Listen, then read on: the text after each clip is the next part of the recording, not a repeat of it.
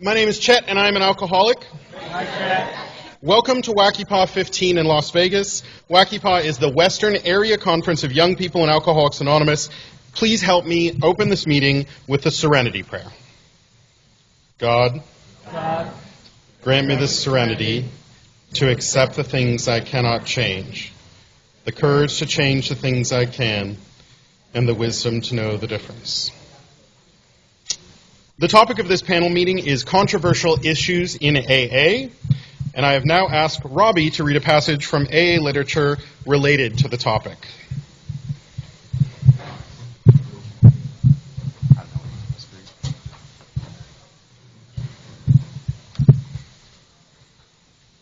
There it is. Rob, alcoholic. Reading for controversial issues in AA panel. This reading is from the Big Book of Alcoholics Anonymous, Chapter 5, page 69. Then we have the voices who cry for sex and more sex, who bewail the institution of marriage, who think that most of the troubles of the race are traceable to sex causes. They think we do not have enough of it, or that it isn't the right kind, or that it isn't the right kind. They see significance everywhere. One school would allow man no flavor for his fare, and the other would have us all on a straight pepper diet. We want to stay out of this controversy. We're not the arbitrator of anyone's sex conduct. We all have sex problems. We'd hardly be human if we didn't. What can we do about them? That's it. Thanks, Robbie. Thank you, Robbie. All right. Now I would like to welcome our first speaker, Taylor E. from Portland, Oregon.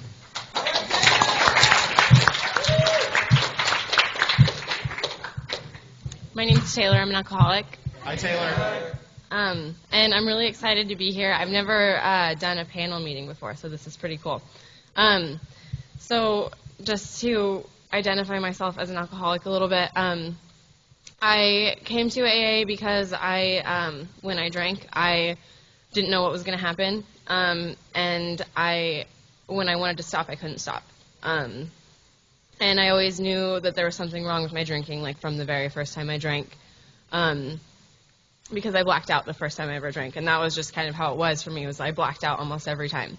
And I got to a point when I was 18 where I just wasn't okay with it anymore, and I had a really this moment where I knew that I needed to do something differently, and I called someone who's in my family that's in the program and went to a meeting, and I've been sober ever since I started working the steps.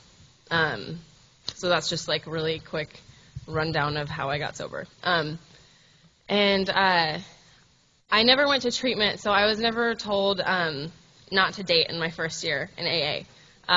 And I think that that's something that people that go to treatment hear a lot, and it's been passed around, like people that have gone to treatment tell that to other people who haven't gone to treatment, and it's kind of like an unspoken rule in AA, or an unofficial rule, I guess, but I definitely didn't go by that rule. When I got 30 days, this guy with 2 years took me on a date to celebrate my 30 days. And I just didn't know any better.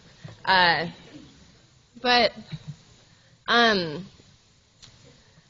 the thing is, there are no rules. And the book, the book says that the people who wrote the big book didn't want to be the arbiters of anyone's sex conduct. That's for us to decide based on our own ideals. And that's why we make an ideals list when we do a fourth step.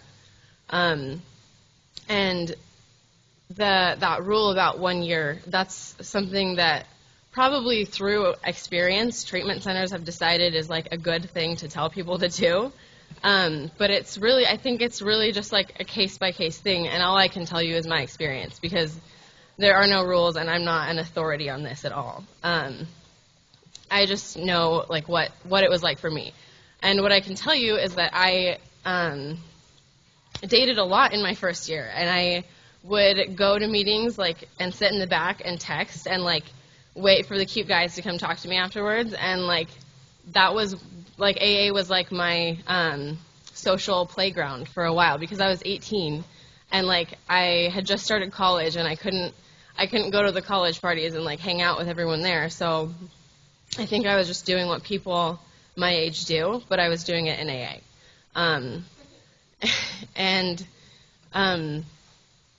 What I know is that I'm still sober today, even though I did that. And I'm in a relationship now, and I've been in a relationship for 2 years, but that relationship didn't start until after my first year was over, and I was in my second year. But what I learned during my first year, through like dating somebody with 2 years and dating somebody who had like less than 90 days and kind of just dating anybody who wanted to date me, was I learned how to be in relationships sober, and that's been the hardest thing for me in AA is like learning how to be in like a good person in a relationship, like not just with my boyfriend, but with my friends and with my family. Like relationships are hands down the hardest thing for me. And so by doing it over and over and over again, I learned from my mistakes a lot of times. And I got to practice the principles a lot.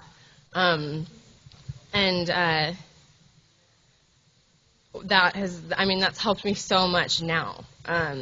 And like that, I think that's why I'm in a successful relationship now, is because I was in so many crazy first year of sobriety ones that I learned what not to do. And I learned like what's going to make me not want to go to a meeting, or what's going to keep me out of a meeting. And I learned how to go to meetings even though I was really uncomfortable with like who was there. I learned how to go to meetings anyway. And I learned how to make friends with other girls even if they had like slept with the same guy as me, or if they liked the same guy that I did. I learned a lot of really hard lessons, I think, by dating in the first year. So, I know I'm not at 15 minutes at all, but like if I were talking to my sponsee and she was asking me if it's okay to date in the first year, I would tell her, you can do whatever you want in sobriety as long as you're willing to pay the consequences. And sometimes you don't know what the consequences are. And what I've learned is that consequences, like regardless of how bad they are, I always learn something. Because I'm an alcoholic. I don't learn anything the easy way. I don't learn anything by watching somebody else make that mistake. I learn it by making the mistake on my own several times. So I think that you can stay sober through anything. My experience has been that I can stay sober through things that I never, ever would have dreamed of staying sober through before I came to AA. With the help of the people in these rooms and my higher power, I can stay sober through some really hard stuff, and I've seen the people around me go through some really hard stuff and stay sober. And I think as long as I continue to be willing to do the work, I can make mistakes. And I just can't let those mistakes keep me out of the rooms or keep me from calling my sponsor because I'm too ashamed of what I've done.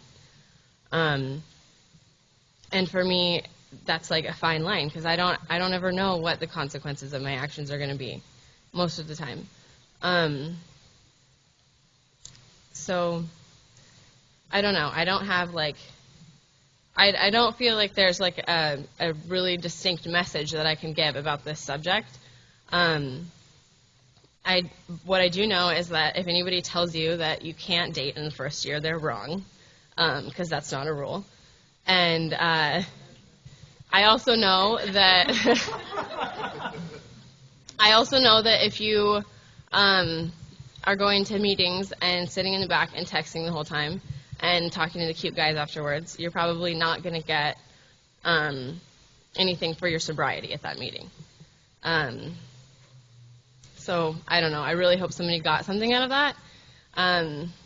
And I don't know, if you have questions about any of that, you can ask me after the meeting. How long have I been talking? Okay, so that's all I have. Thanks for listening to me. Now I would like to welcome our next speaker, Tyler L. from Portland, Oregon.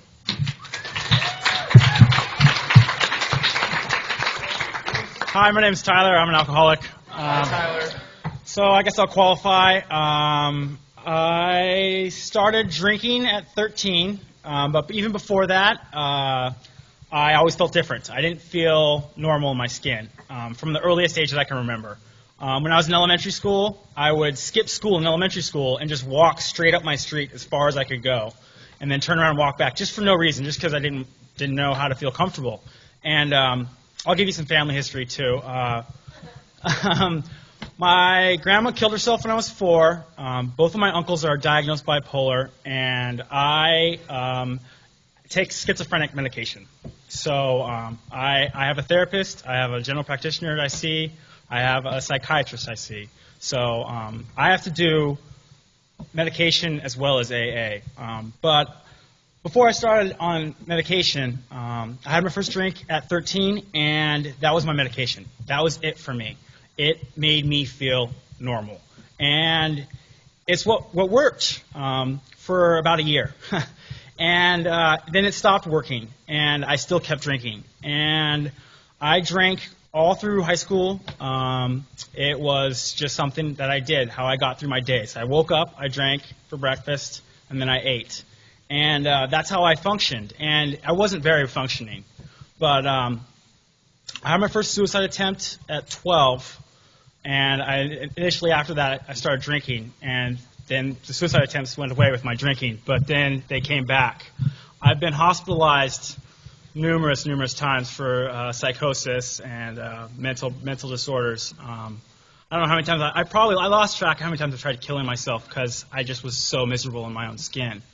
And so I'm going to talk about what the solution for me is I don't like talking about fucking war story and all that shit, because me, my solution is working the 12 Steps of Alcoholics Anonymous and taking medication and praying and talking to my sponsor. And in doing that, the relief that I used to get from drinking that stopped working, it comes back. The feeling of okay, it's there as long as my connection with God is there. And I have to take medication, and I probably have to take medication for the rest of my life. That's something that I've just come to accept. For a while in my early sobriety, I thought maybe I could go off, and I got 10 months into the program, and I stopped taking my medication, and I relapsed. And so for me, it goes hand in hand. I have to take my medication, and I have to go to AA. And if any of those two things are out of whack, I'm probably going to get fucked up. And so my life was chaotic. It's chaos, and I didn't know how to manage shit. I'm 29 years old. I just got my first apartment. So yeah, and it just started like being an adult at 29 years old, because prior to that, I just relied on other people. I used women, and I did whatever I had to get by, and I self-medicated. And now I don't have to do that, and it's as a result of the 12 Steps of Alcoholics Anonymous. I have a really close contact with my sponsor, who helps a lot with medication issues, because I wonder, like, what if I just decide someday maybe I could take 6 instead of 3 like I'm prescribed.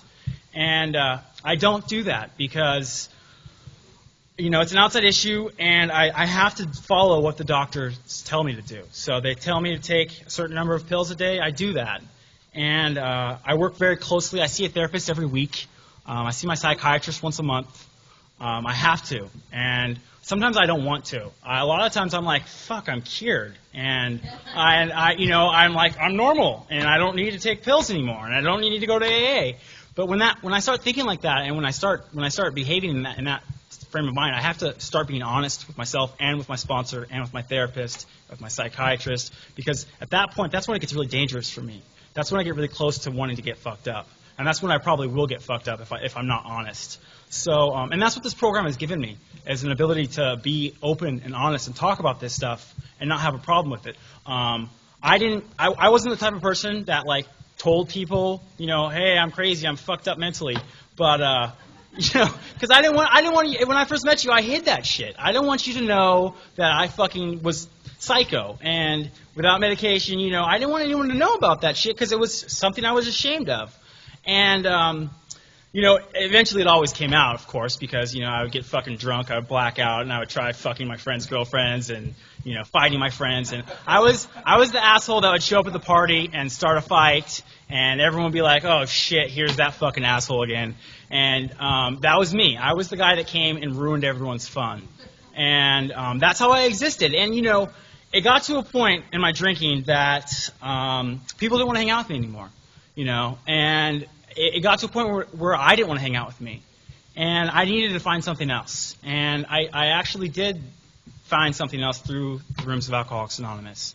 The 12 Steps of AA have transformed my life. I'm a 3.5 grade point average student right now. I go to college. Like I said, I have my own apartment. I know that doesn't seem like a big deal, but for someone that relied on older women to take care of him and other people my whole life, it's a huge step in the right direction. I know I probably shouldn't say that. Not that I'm proud of that at all. In fact, I was really ashamed of the fact that I would use women in my addiction, and it's how I got through. How I dealt with what I believed was an insurmountable problem, my mental illness and my alcoholism. But because of this program, I can go anywhere now. I am able to travel to Vegas. And last time I was here, I was blacked out on Fremont Street doing really bad things. I was told later, because I was an alcoholic, that people had to tell me what I did the next day. And I relied on other people as my memory. And now I don't have to do that. It's a fine line for me, too, because I question a lot of the times whether should I take medication. And, that right there is insanity in itself. If I start telling myself I don't need to take medication, I don't need to, do fucking the work that got me here in the first place to where I'm at, where I can function as a human being, then I need to really take a look at that behavior and those thoughts that get me there. I'm really, really grateful to be sober today.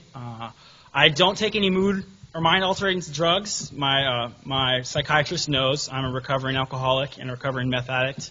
So I'm very well regulated as far as they're not the kind of drugs that you could take and get fucked up. Although I'm such an alcoholic, I question, what if I fucking do that? What if I take 4 or 5 instead of the prescribed 3 a day?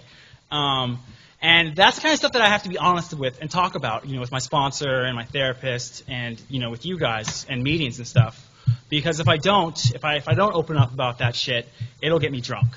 And I couldn't explain to you guys what my life looked like a year ago. I was a blackout alcoholic. I hung out with bums because my friends that I had since elementary school stopped wanting to hang out with me, because I burnt every bridge I had. I have a twin brother. He does not talk to me anymore because in my addiction I smashed him in the face with a beer bottle and gave him a 4-inch scar. He will not accept amends from me. He does not talk to me. And that's something that I have to deal with. I talked to my sponsor about it. People aren't ready to hear amends. You can't force it on anybody. Right now I'm on step 9, and it fucking sucks. Because I really I want to get done. I'm not the type of person that wants to fuck around with I don't want to fuck around with bullshitting around my steps, because it's what helps me. My conscious contact with God comes from me working a proper program, and what that looks like is talking to my sponsor every week, getting together with him, reading the book. For me, it's really simple. I thought it was going to be really difficult because I'm a little bit crazy, and it really hasn't been.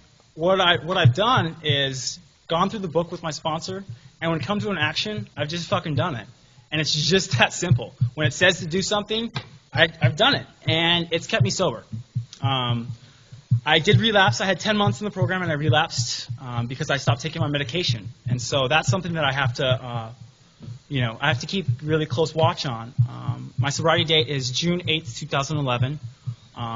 when I drink and use drugs, I don't have an off switch, so it's just like as much as I can possibly drink and do, I will do. And I don't have to live like that anymore.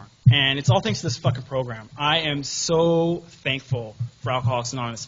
I don't have the best relationships with everyone that I would like, but the people that I do have in my life, I'm so thankful that they're in my life.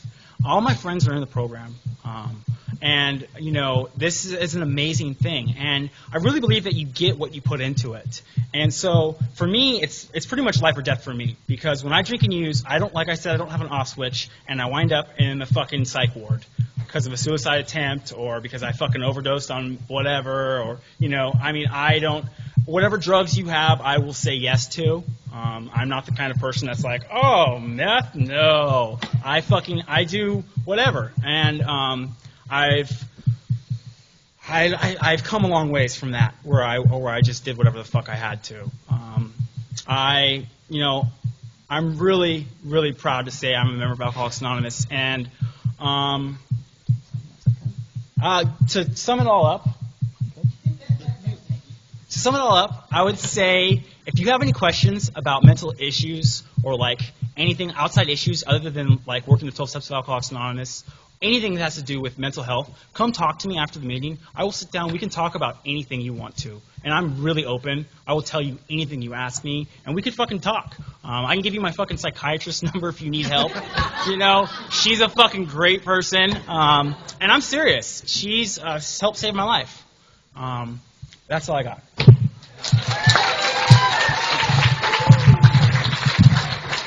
Thank you, Tyler. Finally, please help me welcome our last speaker, Andrew H. from Portland, Oregon.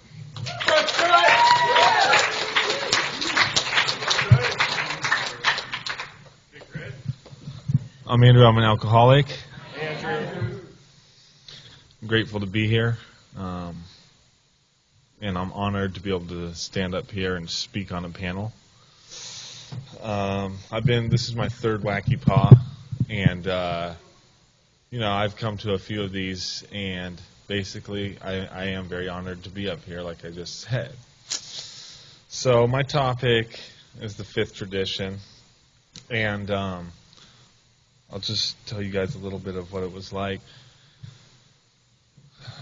So I drank, and I know that from the instant that I drank, that feeling of complete wholeness, and really when you drink and it just, you flush over, your face gets red, and I just knew that like this is what I wanted to do, and I did it. And so I at times I was bulletproof. At times I could dance. At times I liked to sit in my basement by myself and drink. At times I didn't like it, but I would get kicked out of bars. I would crash my bike. But I felt free, and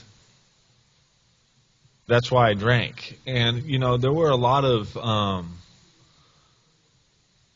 When I talk about feeling free, I used to think that everybody drank and felt the way that I felt when they drank. And I've learned that's not necessarily true. I also have come to find out that when I start to drink, and I knew this from early on, I just didn't have any formal definitions. I suffer from the phenomenon of craving. And so when I do start to drink, I too do not have an off switch. And it was hard for me to come to the program at the age of 21 and think to myself that I'm never going to drink again. The old timers, oh, just for today. And I would think to myself, fuck you. So I came to Alcoholics Anonymous sober, and that feeling of not being able to fall back upon alcohol and the way that it felt when I drank it was extremely scary. So I didn't know necessarily what to do. I came to my original home group was a men's meeting, and I was the youngest guy by 20 years. That was awkward. And, those old guys, those old bastards, they were good. And, they carried the message. And here's the thing, is I didn't think I was an alcoholic. I told you how I didn't think I could stay sober forever. Well, I couldn't really concede to my innermost self until I heard another alcoholic talk about the way he felt when he drank, the way he felt when he was sober. And when I heard that, I just knew. I was an alcoholic. Like, I couldn't lie to myself anymore. I was in rehab, and actually this kid played for the University of Oregon. He was a football player, and I identified with that because I played football. And, that kid didn't stay sober, but I think he was one of those Eskimos. And when he started talking about drinking the 40s out in Sacramento and, like, all that shit, I was like, yeah. And he said he was an alcoholic. His name was Terrence. Terrence, I'm an alcoholic. And like I said, I could finally just relate to somebody. And I knew I was an alcoholic. So I kind of challenged the steps. I was like, if these steps are going to work and it's going to make me feel better, I'm going to do it. Because I felt like hot shit. And so I got out of rehab. It was 28 days. I went to that old timers meeting, and there was about 60 of those guys. And I heard those guys talk, and I had enough willingness, enough open-mindedness, and enough honesty inside myself to say, yeah, I drank like they drank. I feel like they feel. My original grand sponsor, he had 33 years. He was born he got sober in 77, and I identified with that old goat. He was a great guy.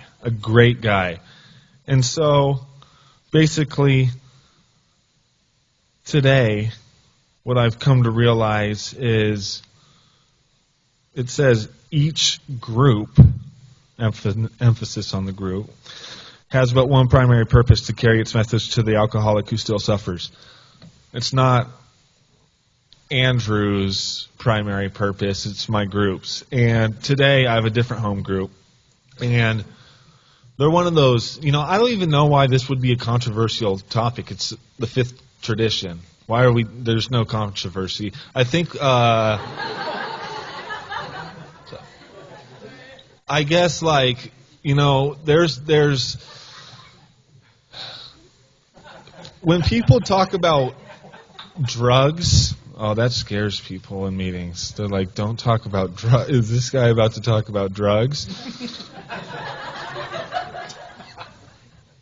And I think to myself, we have this one guy in our group, and when there's new people, and when they talk, they'll say, like, so I dabbled in some outside issues, and then they'll call on him, and he'll say, so for anybody that's new and doesn't know what they're talking about, outside issues, that means they're fucking drugs. I knew that when I share in a pretty general way. I don't necessarily talk about how much alcohol I consumed. I don't talk about the types of drugs that I do. I talk about how they made me feel and how they changed my perception on life. And those are really the feelings that people are going to identify with. If I'm a brand new guy and I walk into a meeting and somebody's talking about their dead cat, I'm going to be like, this is group therapy. I'm not coming back here again. And that's why it's the group's purpose to carry carry the message to the alcoholic who still suffers. And today, if I don't identify, I'm not going to come back to meetings. And that's why if you don't like what's going on in your group, try to bring the message in your group, and maybe people will follow suit. And if not, there's other groups that will take that initiative on and are well versed in the traditions. Another thing is, when I think when they wrote the book, they weren't necessarily talking about drugs. I mean, Bill Wilson talks about drugs in his first story. I think they were talking about more, we don't say, yeah, I'm Andrew and I'm a Republican, or I'm a Democrat. Like, we don't talk about those type. That's an outside issue, and that's not carrying the message to anybody. And so there's all sorts of things. In my group right now, I think we're the church that we pay rent to. We are building a bookcase, or they want us to build a bookcase for them and pay for it. And I don't really know if that's. I think that's an outside issue.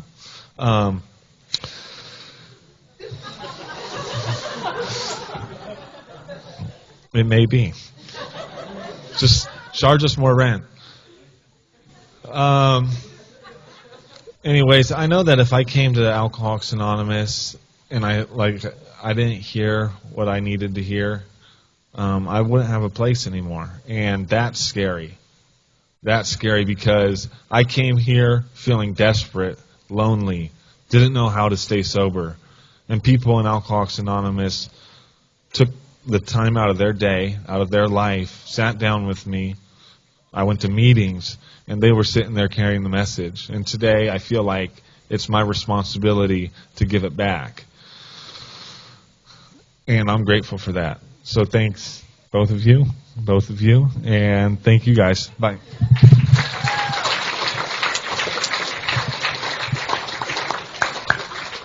Thank you, Dre. The Wacky Paw 15 host committee would like to thank all of the conference participants and attendees for making this weekend possible and magical. So this panel goes until 5:15, and it's 4:30 now. So I could talk for 45 minutes. But we would actually like to open it up for a Q&A. Are there any Q's in the audience which we can match to one of these A's? Yes. I'm from Kentucky, but I moved to California to get sober. And I'm Quinn, I'm an alcoholic. Hi, Quinn. Recently I was watching TV and I saw a AA ad on television, and I was a little surprised. And all it said was one alcoholic helping another alcoholic, and then it had the AA.org website.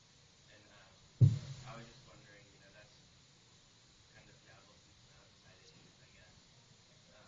And it's a pretty controversial issue. I was just wondering, if you think if they think that AA commercial goes against the traditions, or do you think that it is simply there to help, spread the word rather than To reiterate Quinn's question, there is a AA commercial that he saw airing in California, and he wonders how this deals with the topic of attraction rather than promotion. Is this simply promotion? Does anyone on our panel have anything that they would like to share about that? I do think it's a break of the tradition. I don't think there should be billboards. Right. AA's here, get sober. So maybe you should talk to right to the dental service in New York. I mean, that would be something you could do and ask them. They'll give you the best answer. I'll take that cue. Hi, Madeline.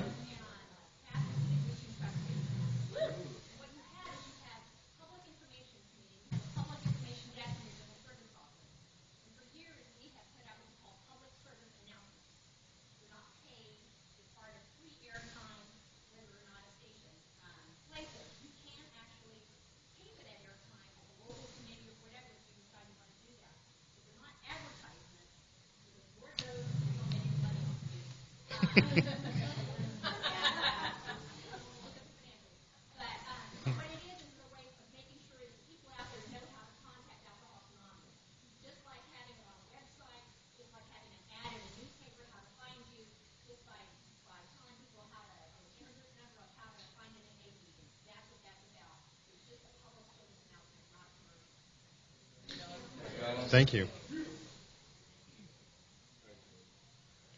Are there any other questions in the audience? Yes. Hey, Joseph. One might be able to argue that anonymity back in the days when AA was created was used to protect the group because it was so small and new. And nowadays, anonymity is, I don't know, less treasured, so to speak, amongst a lot of people. So where do you draw the line between keeping anonymity, like at work, school, whatever, and breaking anonymity? I'll speak on this one very quickly, but my name's Chad Alcoholic, obviously. And in my personal life, I will tell people that I am sober. I will tell people that I do not drink, do not do drugs, I don't party and play, I don't do this, I don't do that. I'm not interested in doing these things. And that's because I need to keep myself safe. And also because I feel that other people deserve to know that information. I don't tell people that I am a member of Alcoholics Anonymous. And I do not identify other members of Alcoholics Anonymous in public. However, everybody on this panel, everybody who's a friend of mine on Facebook knows my first and last name and knows that I'm an alcoholic. And all of my good friends know that I'm an alcoholic. They know that I attend Alcoholics Anonymous. So that's where I draw the line of anonymity. I, as a representative of Alcoholics Anonymous, if I were to relapse tomorrow and I'm the only person that this person knows in Alcoholics Anonymous, then what does that say about this program? It makes the program, it reflects poorly on the program. And all I can speak about is my own personal experience. So do you guys have anything that you would like to add to that?